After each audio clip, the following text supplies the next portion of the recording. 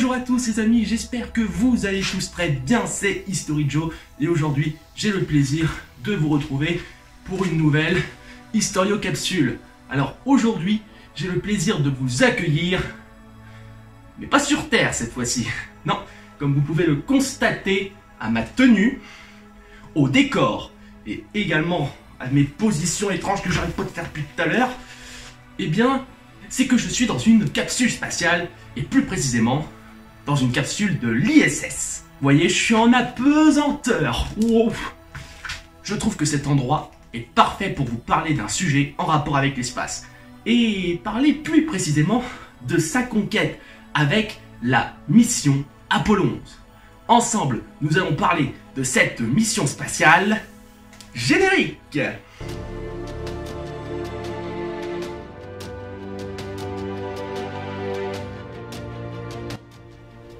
Pour commencer, je vous propose un petit peu de contexte. Nous sommes dans les années 1960. Un conflit est actuellement en cours entre le bloc capitaliste américain et le bloc communiste soviétique. C'est la fameuse guerre froide. L'un de leurs affrontements va concerner la course à l'espace. Une vraie compétition à laquelle se sont livrés les États-Unis et l'URSS dans le domaine astronomique entre 1957 et 1975. Les années 1960 sont importantes pour les États-Unis d'Amérique, qui veulent frapper un grand coup. Faut dire qu'après l'envoi du premier homme dans l'espace, Yuri Gagarin, par les soviétiques, lors de la mission Vostok 1 en 1961, ça a fait beaucoup jaser. Et bien figurez-vous que c'est cette même année que le président américain, John Fitzgerald Kennedy, lance le programme Apollo. Le programme le plus important de la NASA. La NASA, c'est quoi? C'est la National Aeronautics and Space Administration.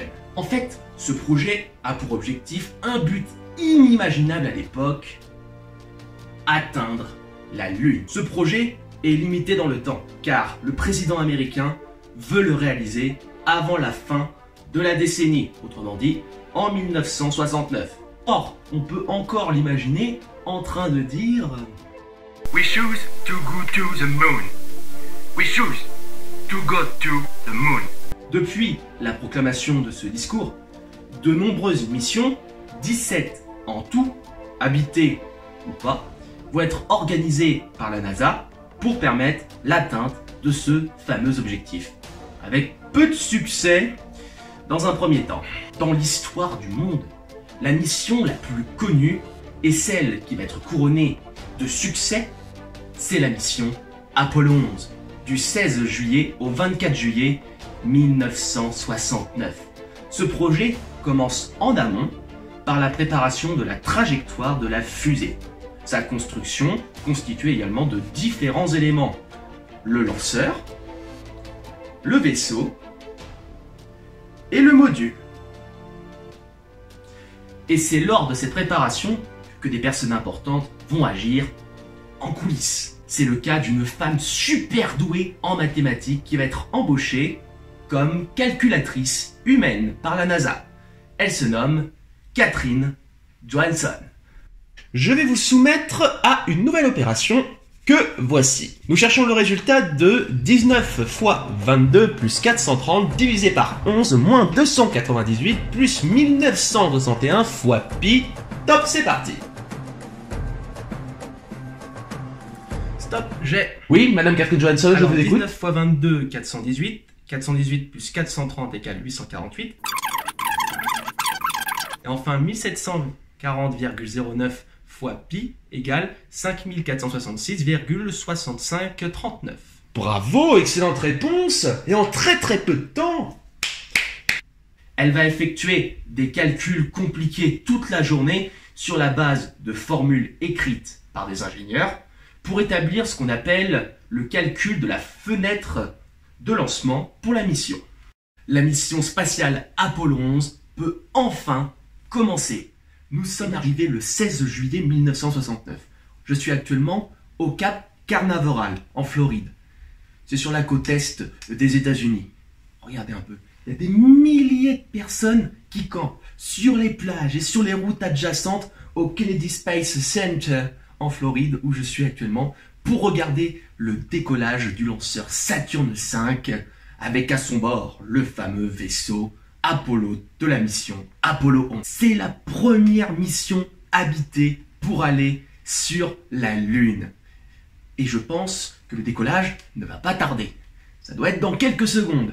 Attention, 5, 4, 3, 2, 1, clearing! Viser la Lune, ça ne fait pas peur.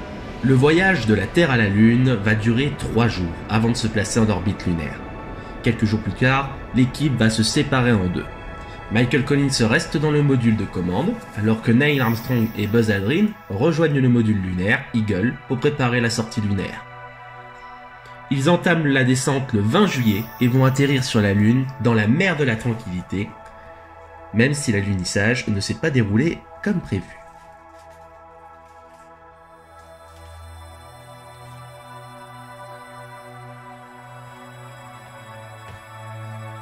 Le 21 juillet, à 2h56 heure américaine, après plus de 6 heures d'alunissage, Neil Armstrong est le premier astronaute à mettre un pied sur le sol lunaire et va proclamer cette célèbre phrase: « Un petit pas pour l'homme, un grand pas pour l'humanité ».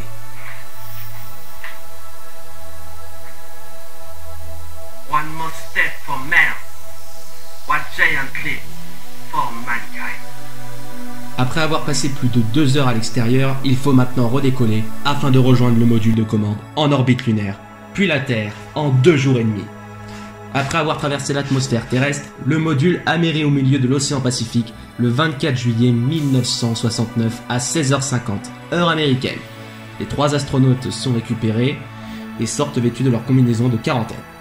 Ils sont ensuite aspergés avec un liquide désinfectant. En fait, ils croyaient que les 3 hommes avaient rapporté un virus extraterrestre, MDR. Hey, c'est encore moi, votre reporter. Hey, on m'a chargé d'un gros papier. Ça, après 3 semaines de quarantaine, c'est un véritable accueil triomphal pour les 3 hommes, considérés comme de véritables héros nationaux et du spatial. En fait, si je peux vous résumer mon article, la mission Apollo 11, les premiers pas de l'homme sur la Lune, ça a eu un retentissement international, notamment dans la presse évidemment, ou encore à la télévision, comme par exemple le fait qu'il va y avoir de nombreuses familles françaises par exemple qui vont regarder à la télévision Neil Armstrong poser le pied sur la Lune, ou encore des écrans géants ont été disposés à Central Park à New York pour voir l'exploit américain. Avec un nombre de téléspectateurs estimé à quelques 600 millions de personnes, alors là, les premiers pas de l'homme sur la Lune restent l'un des événements télévisés les plus suivis de l'histoire. Eh bien les amis, c'est la fin de cette vidéo, j'espère qu'elle vous aura plu et que la mission Apollo 11 n'a plus aucun secret pour vous. La prochaine fois, on se retrouve pour une nouvelle vidéo sur... Oh là là là, c'est quoi ça? Qu'est-ce qui se passe ici? C'est quoi tout ça? Ça clignote de partout. Et... c'est quoi ce beans? Attends. Que dit le mode d'emploi? En urgence du moteur. Dans 5. Ah non? Hein, quoi? Non. 3. Non? 2. Non? Génial. Faut que je cherche une solution, là, ça urge énormément même.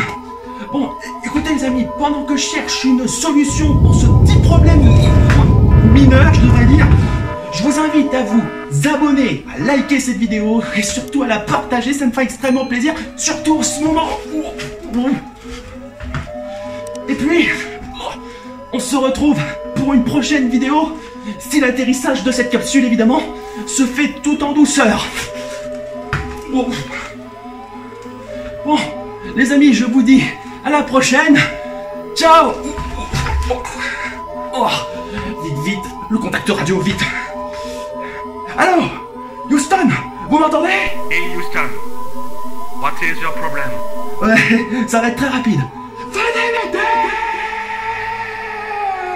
Allez!